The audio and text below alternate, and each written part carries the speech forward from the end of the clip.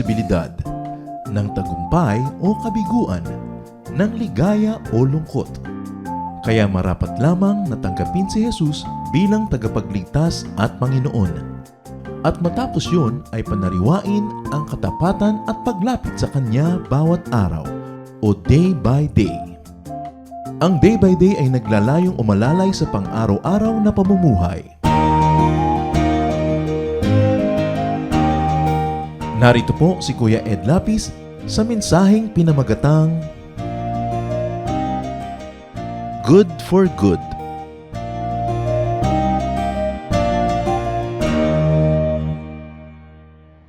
Colossians 3:23-24. God will repay each person according to what they had done.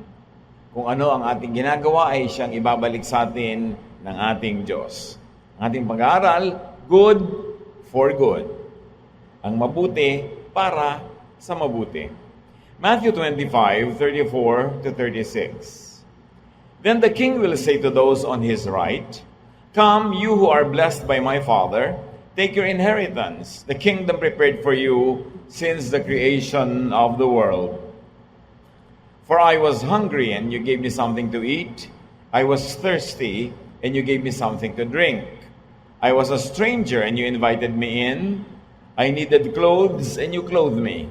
I was sick, and you looked after me. I was in prison, and you came to visit me." Ito ang ending ng isang mahaba-habang kwento na sinabi ng Panginoon na ang kahalintulad ay ang gantimpala na ibibigay ng Ama sa Langit sa lahat ng gumawa ng mabuti sa kapwa-tao na nangangailangan. Na pag gumawa ka pala ng mabuti sa kapwa, ay tinuturing ng Diyos na sa Kanya yung ginawa at Siya ang magsusukli ng kabutihan. At inisa-isa, yung mga kabutihang ginawa ng tao na tinutukoy dito na ginagantimpalaan ng maging bahagi ng kaharian ng Diyos. So God here is the beneficiary or the recipient of good deeds. Because when you do good things to people, God counts it as He Himself receiving those good things. So God receives food and drink, hospitality, clothing, care, as in care for the sick, and visit for those who are in prison. And God, the beneficiary, repays good with good. He pays good with the kingdom of God. At kung ito lamang ang pagbabasihan, kung ano ang itinuro ni Jesus, kung paano ang tao ay nakakasama sa kaharian ng Diyos, ay napakalinaw dito na sinasabing gumawa ka ng mabuti sa iyong kapwa. At ang magiging gantimpala mo sa Diyos ay pagkakalooban Kanya na maging bahagi ng buhay na walang hanggan ng kingdom of God. Colossians 3:23-24, God will repay each person according to what they have done. Napakahalaga ang paggawa ng mabuti. Napakalaking pagtatalo ng mga theologians, yung salvation by works ba yan o salvation by grace. But whatever your stand is, and there seems to be verses that would support both stands, malinaw ang mga itinuturo ni Jesus, at least sa verses na pinag-aaralan natin ngayon, napakahalaga ng paggawa ng mabuti dahil ito'y sinusuklian ng Diyos ng kabutihan, kagandahang loob, kasama na ang kingdom of God. God rewards good for good. And that we should imitate God and Jesus in rewarding good deeds, in rewarding doers of good. Ephesians 5:1, follow God's example. At kung ang Diyos mismo ay nagagantimpala sa gumagawa ng mabuti, tayo mga nananalig sa Diyos at sumusunod sa Kanya, ay dapat sumunod sa Kanyang halimbawa na maggantimpala din sa gumagawa ng mabuti. John 14:12, very truly I tell you, whoever believes in me will do the works I have been doing, sabi ni Jesus. Kaya ang paggawa ng mabuti, bukod sa likas sa atin, sa paggawa ng mabuti, ay ginagawa mo rin bilang pagsunod sa halimbawa na ibinigay ni Jesus at itinuturo sa Biblia na ginagawa ng Diyos. Very importantly, believers of God, reward. Do not punish good deeds or people who do you good, like people who give you food and drink. Meron mga nagbigay ng asay ng pagkain, pipintasan mo pa yung pagkain. Nagrereklamo ka pa. Yung ba ang napala nung nagpakain, nung nagluto, nung naghain, nung nag-share? Dapat tayo maging very sensitive dahil madalas pinaparusahan natin imbes gantimpalaan yung gumagawa sa atin ng mabuti. Kaya pinakamadalas na nasasaktan natin ang ating sariling asawa, anak, magulang, kapatid, kasama sa bahay, katrabaho. Yung gumagawa sa atin ng mabuti, madalas ang nasusukli natin sa kanya hindi mabuti. Sometimes we get too familiar with people that we feel entitled to receive good things from them, that we no longer are thankful. In fact, we become ungrateful. At mahalagang pinapaalalahanan ng sarili tungkol dito. Do not punish people who give you hospitality. Like, do not overstay your welcome. Pag may nagpatuloy sa'yo ng isang gabi, tama na, umalis ka na sa second day. Liban na lang magmakaawa siya sa'yo at piliti ka magstay pa. Hindi yung pinatuloy ka na nga, ayaw mo pang umalis, pinarusahan mo siya, nagsisisi na tuloy yung tao kung bakit ka pinatuloy. Do not overstay your welcome. And if you are a guest of somebody's hospitality, help out. Kailangan tumulong ka doon sa kung nakikitira ka sa isang bahay, tinanggap ka doon, makitulong ka sa household chores. At lalo kung kakayanin mo naman, makitulong ka sa gastos. Hindi yung pagpasok mo doon, naging bisita ka na, nagkaroon sila ng among dakila. Dahil naging bisita ka, nakakapagsisi kung bakit ka naging bisita. And do not have your own guests. Meron naman, pakain na nga siya, may bit-bit pang another pakain. Bisita mo na nga, may bit-bit pang, pwede ba ako magsama ng iba? Bisita ka na nga eh. Meron naman, kung meron kang bahay bakasyon na, naimbita mo siya sandali, biglang mamaya, pwede bang mamaya magbakasyon ako dito, isasama ko mga kaibigan ko? Iniimbita kita, pero wala kang karapatang mag-imbita ng mga kaibigan mo. Pero maraming ganong tao, abusado. For having been invited, they punish the one who invited them by extending their stay, by abusing their stay. And of course, still with hospitality, do not unilaterally renew the invitation. Pag minsan kang naimbita sa isang bahay, sa isang lugar, sa isang okasyon, hindi automatic na lagi ka na lamang naimbitado o ina-expect mo, imbitado ka uli. Your invitation is only good for one event. Hindi ko minsan ka naimbita sa birthday celebration ng isang tao, tuwing birthday niya, nandun na yung mukha mo kahit hindi ka imbitado. Minsan lang yung parang ticket, good for one entry. At kailangan maghihintay ka na imbitahin ka uli. Huwag nating parusahan yung mga tao na nagiging mabuti sa atin. Reward. Do not punish good people who give you clothing and who give you care. Do not abuse. And people who pay you a visit.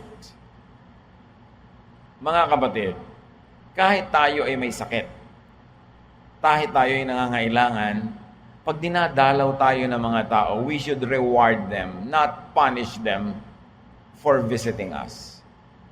Paano mangyayari yun? Be your cheerful side. Hanggang kaya mo maging cheerful ka.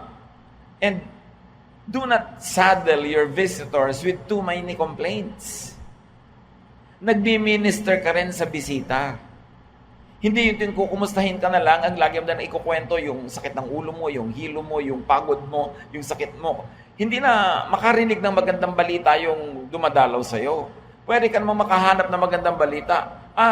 Kumusta kayo? Ay, mabuti naman, natanggal na yung hilo ko. Hindi mo lagi sabihin, kasi masakit ang tiyan ko ngayon, masakit ang paa ko. Humanap ka ng ipagpapasalamat, nakakasayang topic, para hindi naman nakakapagod kang bisitahin. Nakakapagod ka na nga, yun lang to cross the city with traffic. Pagdating sa'yo, mag-minister ka rin sa bisita.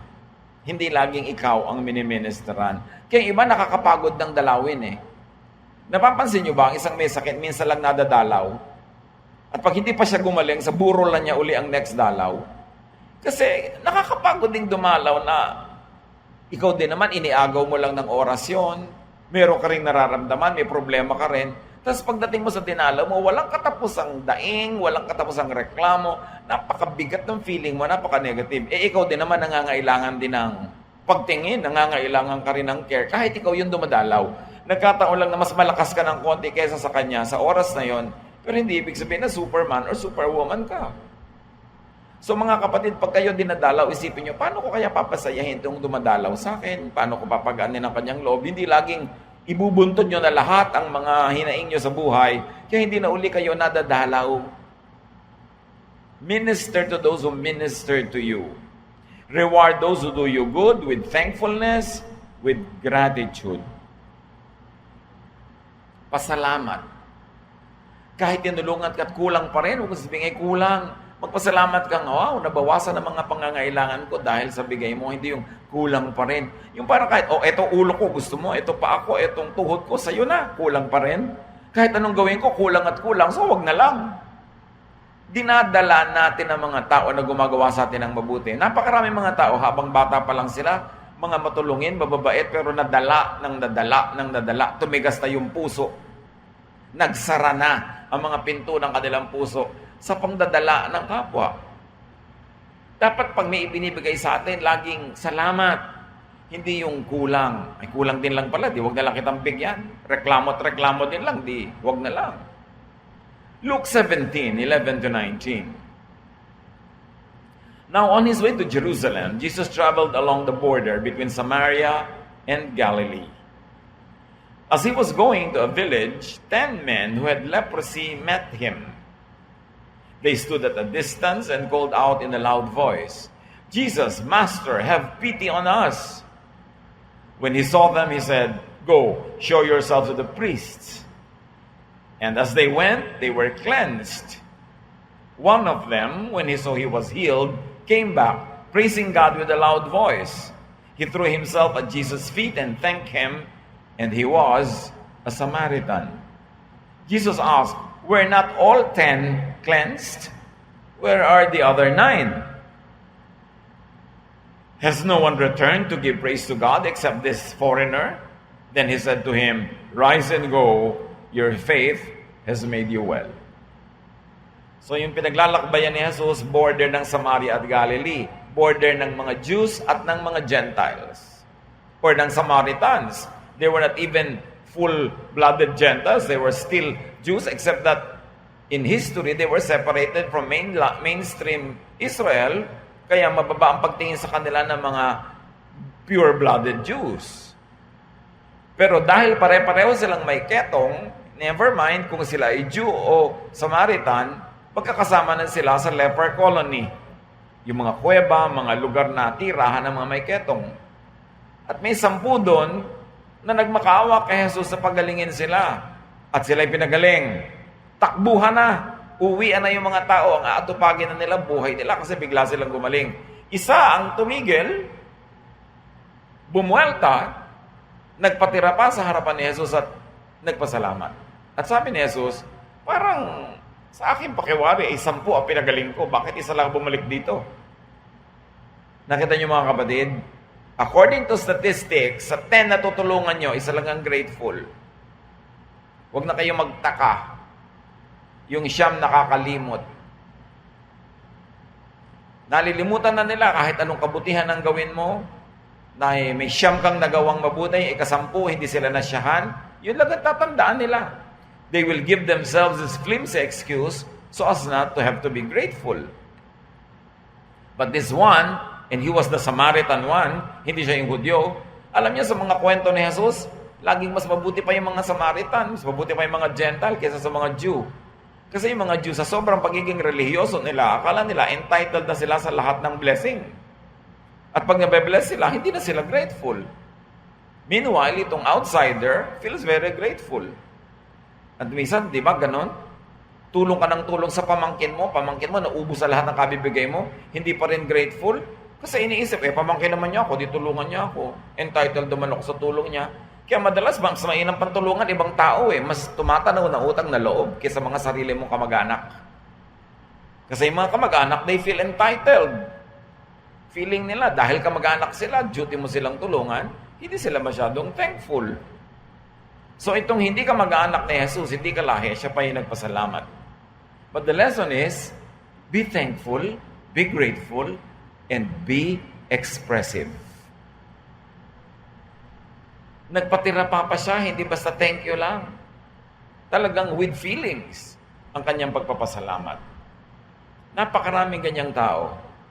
Isa pang paalala is to reward people who do you good with whatever you could give in return.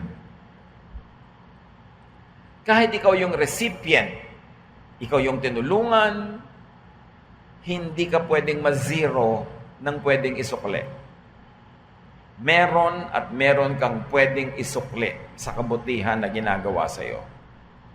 Hindi sapat na thank you na lang kung meron kang mang pwedeng gawin either service or something nice or something good or whatever. Laging may token ng pasalamat so that you don't end the cycle of giving, receiving. Because when you receive and you give back thanksgiving, gratitude, and a gift, papaandarin mo uli yung makinarya para mag-give siya uli sa'yo, nagbigay ka uli. Non-stop yung cycle of giving. Pero pag binigyan ka, tinanggap mo, wala ka nang ginawa, tapos na, wala nang interaction. Hindi na tuloy-tuloy yung cycles of blessing. Acts 16:13-15, we sat down and talked with the women who came. One of them was Lydia, who sold expensive purple cloth. Then, after she and her family were baptized, she kept on begging us, if you think I really do have faith in the Lord, come, stay in my home. Finally, we accepted her invitation. Ito yung babae na tumanggap sa Panginoon, tumanggap ng bautismo, at bilang ganti, naging hospitable naman siya. Ipinagpilitan niya na sa bahay niya magtira yung mga missionaries. Nagawan siya ng mabuti, nadalan siya ng salita ng Diyos, nakatanggap siya ng katotohanan, at siya ay nakatanggap ng bautismo. Ang ganti naman niya, iba, i-house niya, papakainin niya, aalagaan niya yung mga tao kasi hindi naman uso yung mga hotel nung araw. Napakahalaga yung ministry of hospitality. So she received something from the men of God. She gave back something. Galatians 6:6, share every good thing you have with anyone who teaches you what God has said. The other versions say, he who is taught should share all good things with the teacher. At yun ang ginawa ni Lydia. Importante yan. Hindi lang thank you ng thank you. Hindi ka pwedeng ma-zero ng pwede mong pangsukli. Hindi bayad yon, sukli yon. At kung isipin mo, parang pangati. Kung kayo ay lumaki sa probinsya, may mga pugad ng manok. Pag nangitlog ang manok, pwede mong kunin, pero magtitira ka ng isa. Kasi pag kinuha mo lahat yung itlog, pagbalik ng inahin, nagtatampo siya, hindi na siya uli mangingitlog. Ang tawag doon, pangati. Dapat merong ganon. Kahit na yung poso, nung araw, pagka ginagaod mo yung mga poso, kailangan salubungin mo ng tubig para may lumabas. Ganon din ang giving. Kailangan may ibigay ka para may lumabas. Kailangan may itira ka doon para magitlog uli yung manok. Hindi yung nung dumating ka, kinuha mo lahat. Wala nang natira para doon sa manok. Every good and godly person must leave something on the table for the other man or other woman.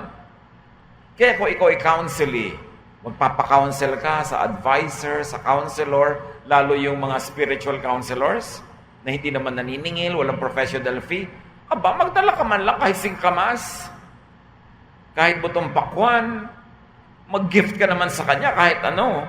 Hindi yun bayad, gift yun. Kasi ang kabutihan ay sinusuklian ng kabutihan din.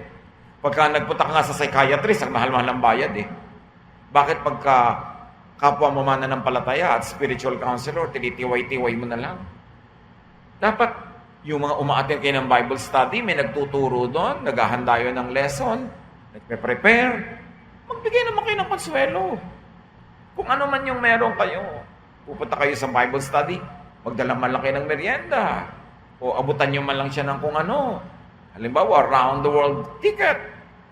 Kung ano man yung meron kayo dyan, kailangan ginagawa natin yun. Hindi yun binibili mo yung service niya. Ganon ang mga makadiyos na tao. You are always continuing the cycle of giving. Nagpapapray ka, ipinapanalangin ka, magbigay ka naman ng kahit anong man lang na token, ilibre mo man lang siya kahit taho, yung mayroon naman siyang konsuelo para lalo siyang ganahan at lalong lumakas ang loob niya sa paggawa ng mabuti. Reward those who do you good with protection from abuse or harm by others. Halimbawa, may nagpautang sa inyo, huwag nyo na ipamalita kasi uutangan din siya ng iba. Pag may tumulong sa inyo, nagbigay, huwag nyo na ipagkalat kasi lalo lang siyang puputaktihin ng mga manghihingi. Protect people who do you good. Kung minsan, iniligtas ka niya sa isang masama, binigyan ka ng advice. Ibibisto mo pa na siya ang nag-advise. Napapahamak pa siya kumisan. Mark 1:40-45, a man with leprosy came to Jesus and knelt down. He begged, "You have the power to make me well, if only you wanted to." Jesus felt sorry for the man, so he put his hand on him and said, "I want to. Now you are well." At once the man's leprosy disappeared, and he was well. After Jesus strictly warned the man, he sent him on his way. He said, "Don't tell anyone about this. Just go and show the priest that you are well. Then take the gift to the temple as Moses commanded, and everyone will know that you have been healed." The man talked about it so much and told so many people that Jesus could no longer go openly into a town. He had to stay away from the towns, but people still came to him from everywhere. Ito, ginawa na ng mabuti, pinagaling. Sabi ni Jesus, huwag mo nang ipagmakaingay, ha? Huwag mo nang ipamalita na pinagaling kita.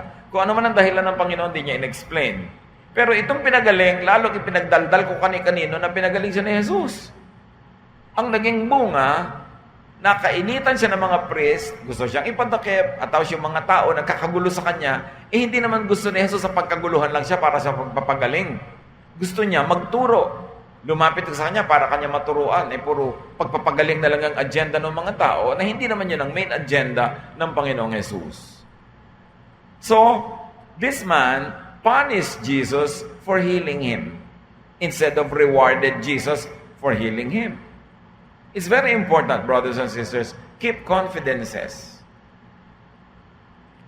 Kung minsan, bagong-bagong member ka ng isang congregation, hindi mo alam kung sino doon yung mahilig mangutang, mangbiktima, mang 1, 2, 3.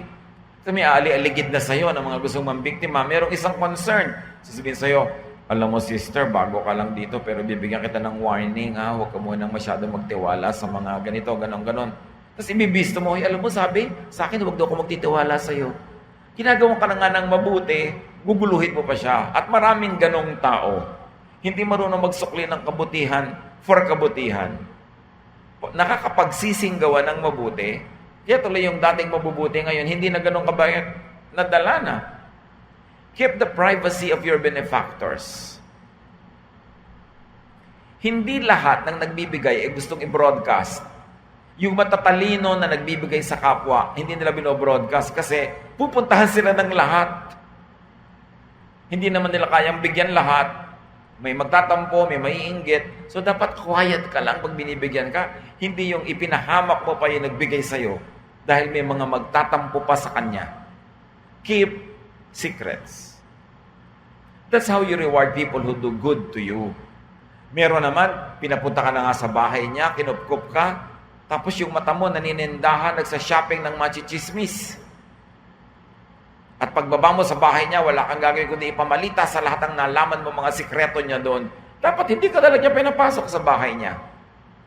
Ganda ng mga tao. Maghihingi ng trabaho, ipapasok mo ng trabaho kung kaninong kilala mo. Tapos pagka nandun, ikaw ang ichichismis, o yung pinagtatrabahuhan niya, ichichismis siya kung kani-kanino. Hindi marunong gumawa ng mabuti bilang sukli sa kabutihan. Kaya napakahirap yung mag-recommend. Merong nangangailangan ng trabahador, may nangangailangan ng trabaho, ikaw mag-recommend. Mamaya parehong yung dalawang yun, ikaw ang sinisisi. Yung pinagpasukan mo naman sa akin, walang kwenta. O kaya, yung ipinasok mo naman sa akin, walang kwenta. Kaya yung matatalinong tao, hindi nagre-recommend. Dahil ang ending, sila ang sumasabit. Ito yung magkakagalit yung employer at employee, nasa gitna sila, tahimik na buhay nila, kinakaladkad. Why? They are being punished for doing something good. That is ungodly because God's justice requires that you reward those who do good. So do not punish those who do good with ingratitude, with abuse. If you borrow, return what you borrow. Pay your debt on time. Ito ang isa sa number one injustice sa mundo. Nangangailangan ka. Sa tindi ng oras ng iyong pangangailangan, may nagpautang sa'yo. Anong sukli? Amnesia. Yan daw pinagkaiba ng magnanakaw sa mangungutang. Yung magnanakaw, natatandaan niya ang ninakawan niya. Yung mangungutang, nalilimutan niya. Yung utang at kung kanino may utang. Ganyan ba ang paggagantimpala sa taong sumasagip sa iyo sa oras ng pangangailangan, pinautang ka, tas di mo babayaran? That is evil. O kaya hindi mo babayaran sa oras. Ay siya nga pala, ito yung 1,000 pesos na inutang ko sa iyo. 1,000. 30 years ago mo na inutang sa akin yan. Dapat yan 1,900 na ngayon kung inilagay ko sa bangko. Kung pinuhunan ko yan sa pamimili at pagtitinda ng kamatsile, 5,000 na yan. Inutang mo 30 years ago, ibabalik mo pa rin sa ganung value. That's how you reward me for doing good. Alam niyo yung mga ganung mangungutang, hindi sila umaahon sa buhay. Ang buhay nila parang kumunoy na lubog sila ng lubog kasi hindi sila ibe-bless ng Diyos. Bakit? Hindi mo binabayaran ang utang mo. Hindi mo sinusuklian ang kabutihan ng naging mabuti sa'yo. At pag nasigil ka, galit ka pa. Kidlat ang naghihintay sa'yo. Magkubli-kubli ka pagka kumukulong kidlat dahil baka ikaw ang puntahan. Dahil sinisigil ka, galit ka pa, ang kapal mo naman. Samantalang nung naghihirap ka, hindi ka nahihiya. Di ba? Ngayon hindi ka masingil-singil. Do not punish those who do you good with harm or with evil. 1 Peter 3:9, do not repay evil with evil. On the contrary, repay evil with blessing. So do not return evil for good, obviously. Matthew 25:21, his master replied, well done, good and faithful servant. You have been faithful with a few things. I will put you in charge of many things. Come and share your master's happiness. Nakita niyo ang gumagawa ng mabuti? Lalong ginagawa ng Diyos ng higit na mabuti, lalong umaasenso, lalong sumasagana, kaya lalo pa nilang kayang gumawa ng higit na kabutihan. At sa paggawa nila ng higit na kabutihan, mas iba yung sukli ang ibibigay sa kanila ng Diyos. It is a cycle of prosperity. Pero pag hindi ka marunong gumawa ng mabuti sa gumagawa sa iyo ng mabuti, it will be a cycle of poverty, a cycle of suffering. Because there is divine justice. Pagka hindi ka makaahon-ahon sa buhay, makahalata ka, baka kulang ka ng gratitude sa Diyos o kulang ka ng gratitude sa gumagawa sa iyo ng mabuti. At kung dumating ang panahon na wala nang tumutulong sa iyo, pag-aralan, baka nadala ang mga tao sa iyo. Hindi lang do not return evil for good, but all the more return good with and return good for good. Yung negative, mabuti na nga, sinuklian mo pa ng masama. Pero yung positive, yung mabuti, suklian mo rin ng mabuti. Even your spiritual leaders. Kung ikaw ay choir, yung choir director mo, ikaw ay nasa Bible study group, yung teacher, yung counselor, yung leader, Hebrews 13:17, obey your leaders and do what they say. They are watching over you and they must answer to God. So don't make them sad as they do their work. Make them happy. Otherwise, they won't be able to help you at all. So pag may nagli-lead, make them happy. Don't make them sad. And how do you make them happy? Give them your cooperation. Be attentive. Be obedient. Be disciplined. So you make your leaders happy. And when they are happy, they can lead better. At the end of the day, you benefit when your leaders are happy. Ganon din yun. You benefit when your parents are happy, when your spouse is happy, when your brother or sister is happy. You benefit. You make people happy and you benefit. Make them sad and you lose. Kaya iba, nasa cycle of sadness ang buhay nila because they make people sad. Those same people will make them sad as well. Or even if they did not intend to make you sad, they will not be capable of making you happy. Ang ending, sad ka pa rin. You harvest what you plant. It's a basic law of nature. When you make people happy, they or other people will make you happy. When you give to people, they or other people will give to you. So kung anong gusto mong anihin sa buhay na ito, yun ang itanim. Kasi yun ang aanihin. Do good to those who do you and others good. Pag nakakakita kayo ng taong gumagawa sa inyo ng mabuti o kayo gumagawa sa iba ng mabuti, encourage nyo. Palakasin nyo ang loob. Gawan nyo rin ang mabuti, tulungan nyo, pasayahin nyo, para lalo silang gumawa ng mabuti. Pero kung kayo ang dahilan kung dating mabait ay hindi na mabait ngayon, dating mapagbigay na rumamot na, malaking pananagutan nyo yun. Kasi kayo ang aani ng bunga. Huwag lang gumawa ng mabuti sa mabuti. In fact, outdo do-gooders.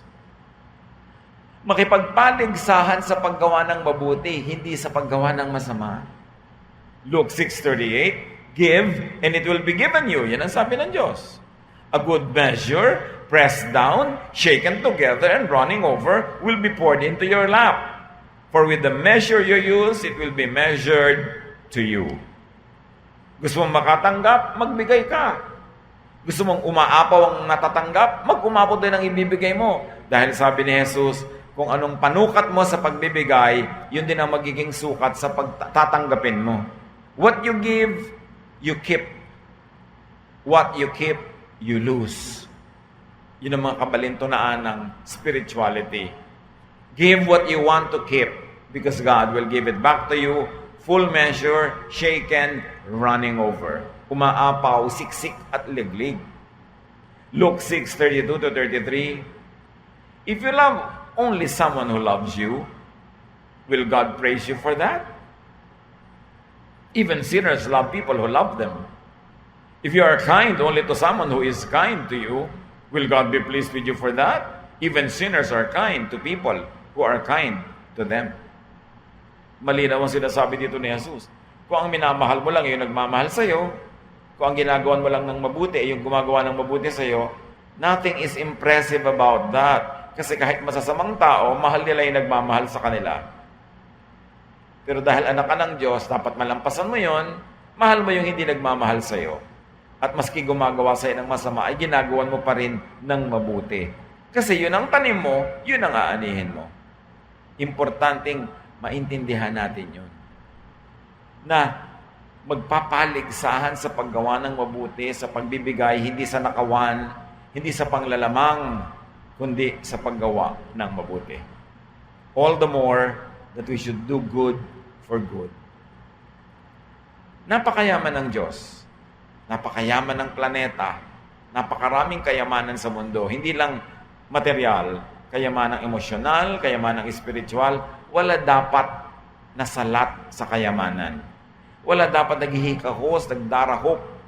Pero bakit marami ang nagdarahop? Bakit marami ang naghihikahos? Siyasatin natin ating sarili, sapagkat yung hindi natin tinatanggap, maaaring isa lang ang dahilan kasi hindi natin ibinibigay. Matuto tayong maging mapagbigay, mabait, mabuti, at yun din ang ating matatanggap. Ama namin, turuan niyo po kami.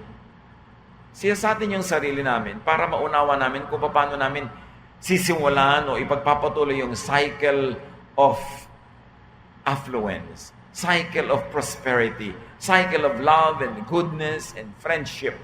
At hindi yung negative cycles of enmity, of war, of poverty, of suffering.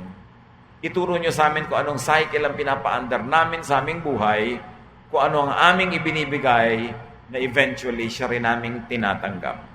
Pagbulay-bulayan natin ang kahulugan ng mga katuruang ito, unlock the mystery of God's prosperity and kindness and love and goodness. And whatever you like to receive, give it first. Because you keep what you give away. Lord, turuan niyo po kami na buksan ang aming puso, maging mapagpasalamat, maging mapagbigay, maging mabait, maging mabuti, sapagkat kung anong itinatanim ay siya naming inaani. At sa mga kapatid na umaani ng mabubuti, magaganda, salamat dahil ito rin na tiyak ang itinatanim. Kaya ito ang inaani. Turuan nyo kaming magtanim pa ng lalo pang kabutihan at lalo pang kabutihan ang anihin din namin, hindi lang para sa aming sarili, kundi para din namin maibahagi sa iba. Think about these things, ponder these things, and may God bless us with a life of love, of kindness, of prosperity. Lord, teach us. Let your private teaching finish this message for each one of us.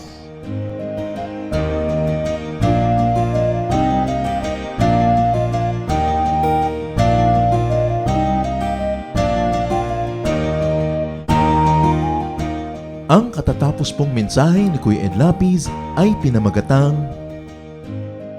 Good for Good.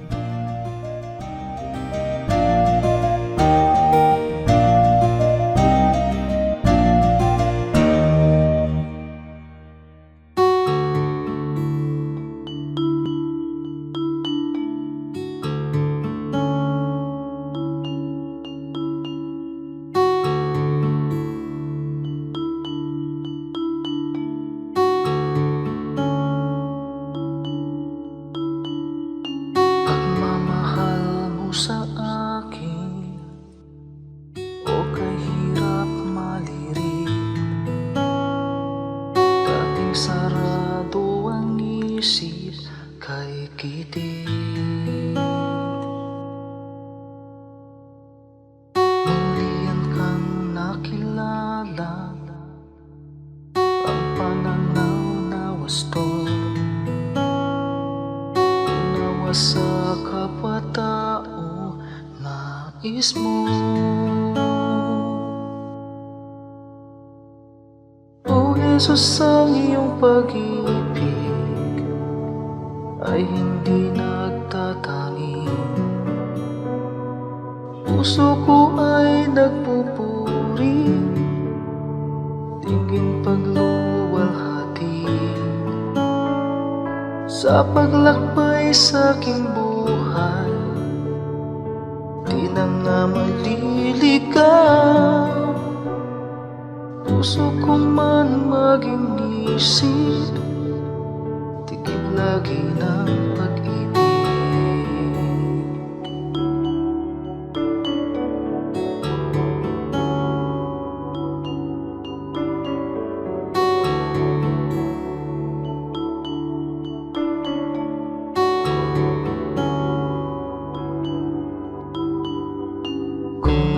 Magsalita man, wika ng bawat tao.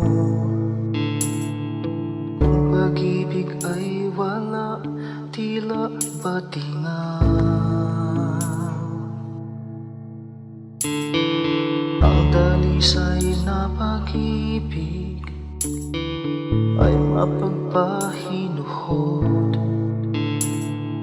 at hindi nga nagkukulang kailanman.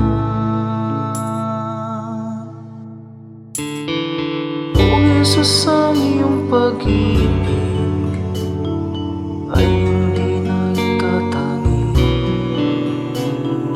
Puso ko ay nagpupuri, tingin pagluwalhati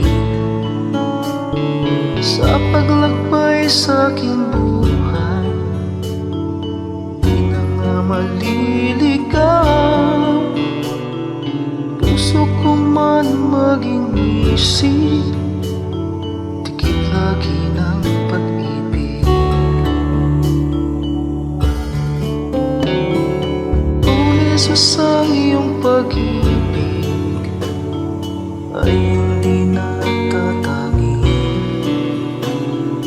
Puso ko ay nagpupuri, tingin pagluwalhati sa paglakbay sa aking buhay. Di na nga maliligaw, puso ko man maging isip,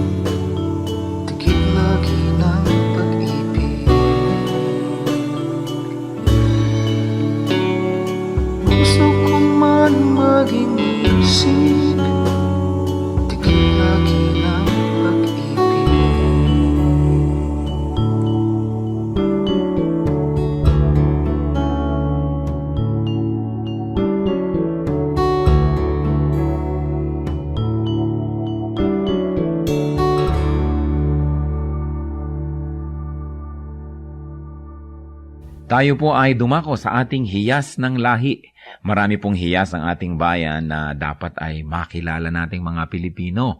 At hindi lang makilala, ito ay ating ganap na itanghal at gamitin sa ating pagsambang Kristiyano. Akala kasi ng iba, pag naging Kristiyano na sila, dapat Western na.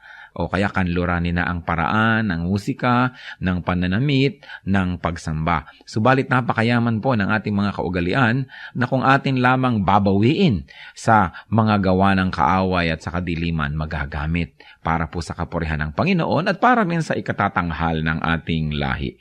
Sa atin pong hiyas ng lahi ay ngayon ay ating pakikinggan ng instrumentong patatag. Ito po ay isang paglikha ng tunog at musika ng mga kalinga.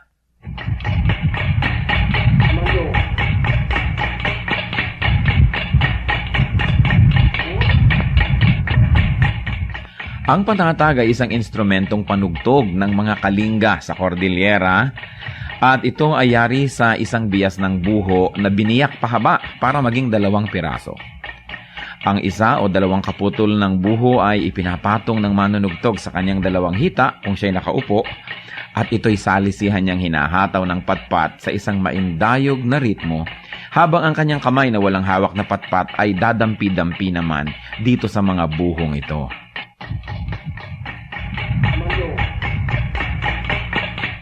Maaaring sumali ang 1 hanggang 6 o higit pang mga manunugtog na salisihan ang pasok sa ritmo, habang sila ay nakapaghahabi naman ng isang melodya.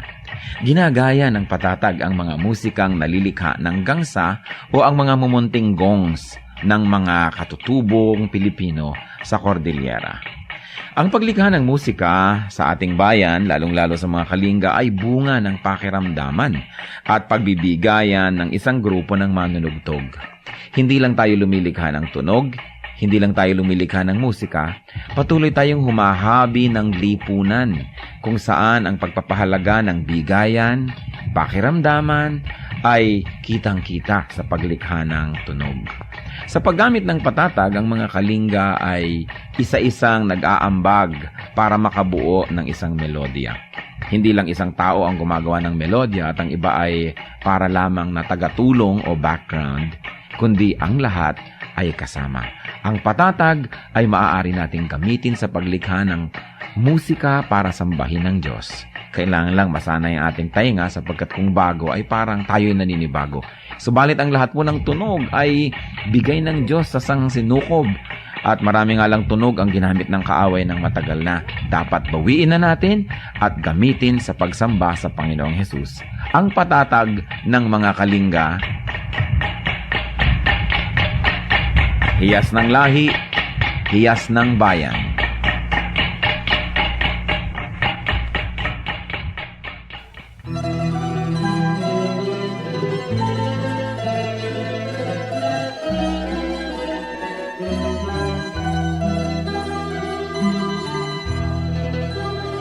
O Diyos, kayo'y aming pupurihin.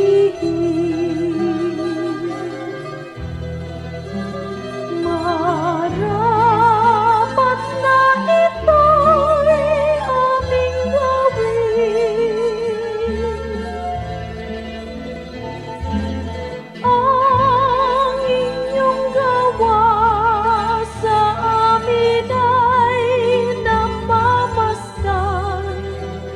Tunay na dapat kang papurihan.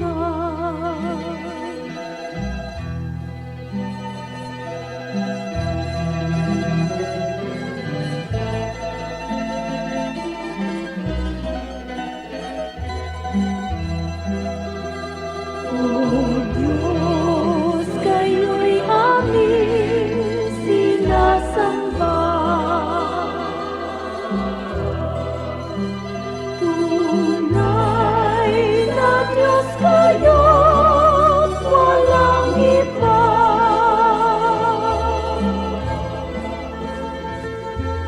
Ang inyong likha ngayon'y nangangayo pa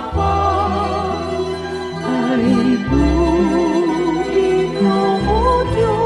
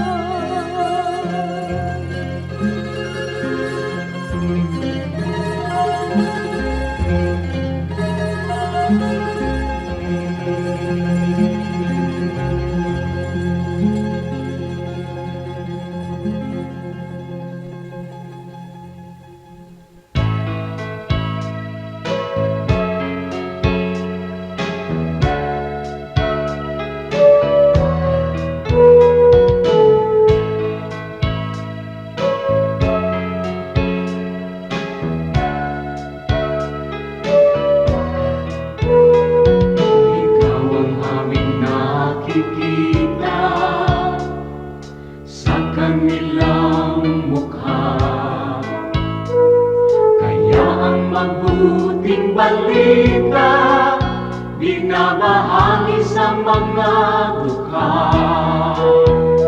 Ngunit paano nilang masisilayan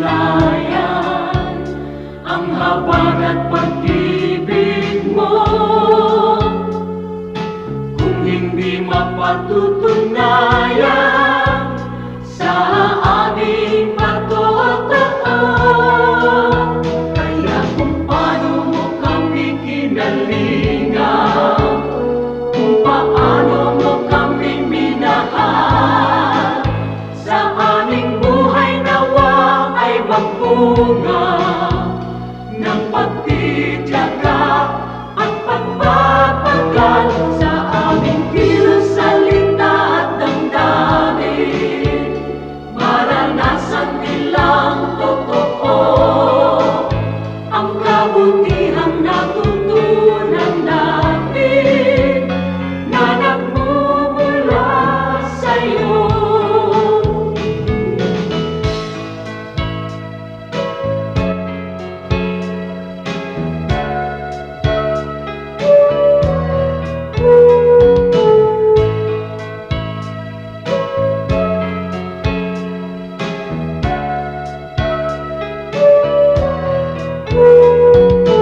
Kung ang tao at ang lipunan ay laging makasarili, sa'yo ang bagong panuntunan, ang maglingkod at magsilbi. Ang aming pananampalataya patuloy mong palaluin, at sa iyong dakilang biyaya di ka namin bibiguin. Kaya kung paano mo kami kinalingan, kung paano mo kami minahal, sa aming buhay nawa ay magbunga ng pagtitiyaga at pagpapagal sa aming kilos, salita at damdamin. Maranasan nilang totoo ang kabutihang natutunan namin na nagmumula sa'yo. Ang kabutihang natutunan namin na nagmumula sa'yo.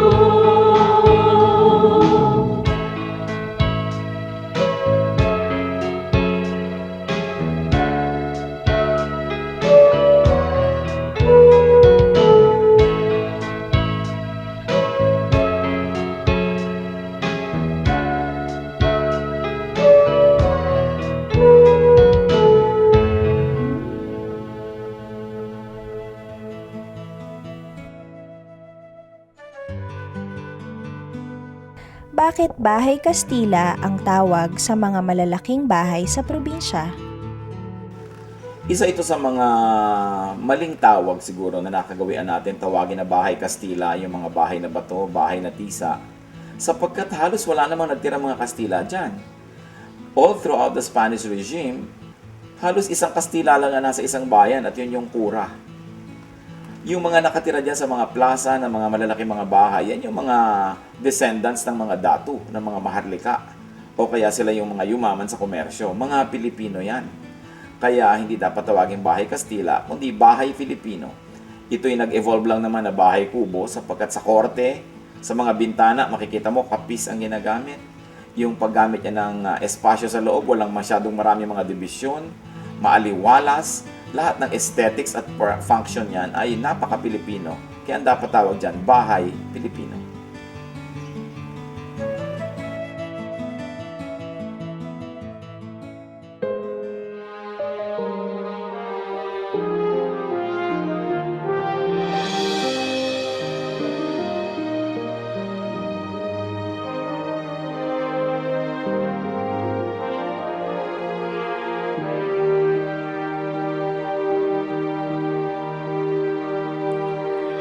Di may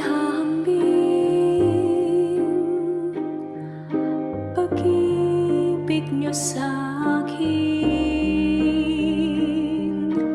di may haling tulad ng wagas niyong pagtingin. Ang iyong pagmamahal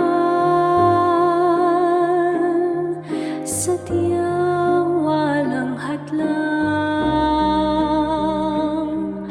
wala sa kalagayan at katayuan.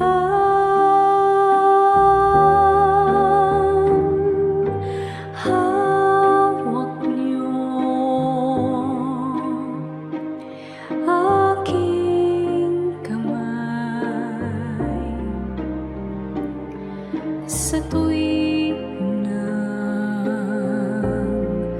nanananglahay at sa tuwing magkamali.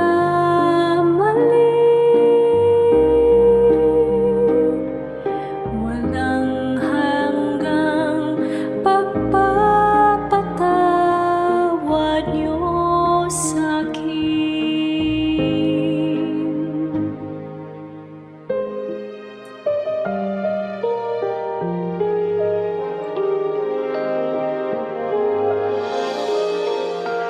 Di may hahambing pag-ibig niyo sa'kin,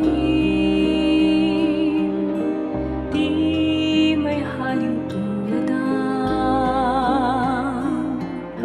wagas niyong pagtingin.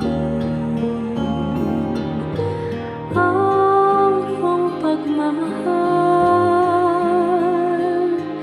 sadyang walang hadlang, wala sa kalagayan at katayuan.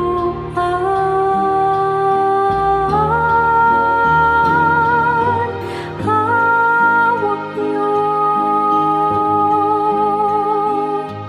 aking kamay sa tuwing nanananglahay at sa tuwing magkamali. Walang hanggang pagpapatawad niyo sa'kin. Sadyang di mapigil ang kabutihan niyo, kahit tumigil pag-ikot ng mundo. Sa'king kahinaan di magbabago, pag-ibig niyo sa'kin laging naririto.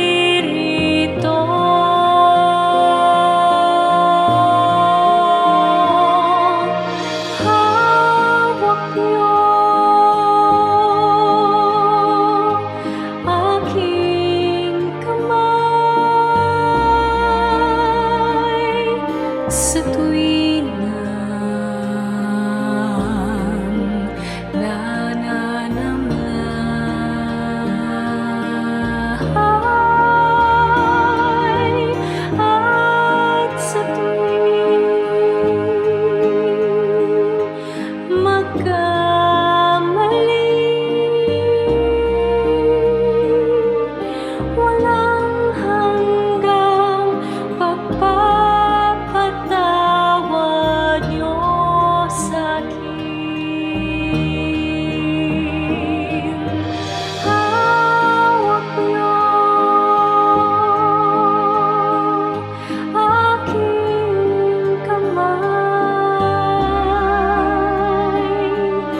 sa tuwing nananamlay at sa tuwing magkamali,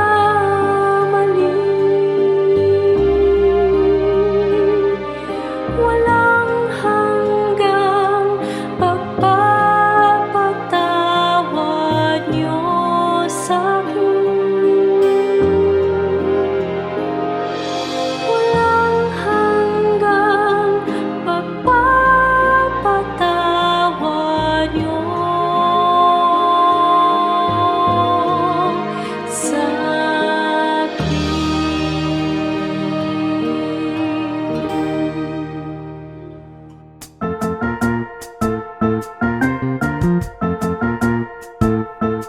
Oras na po para pansamantalang magpaalam ang programang Day by Day.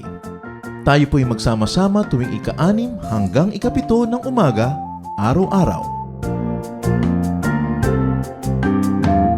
Magandang umaga po at mabuhay ang Panginoong Hesus!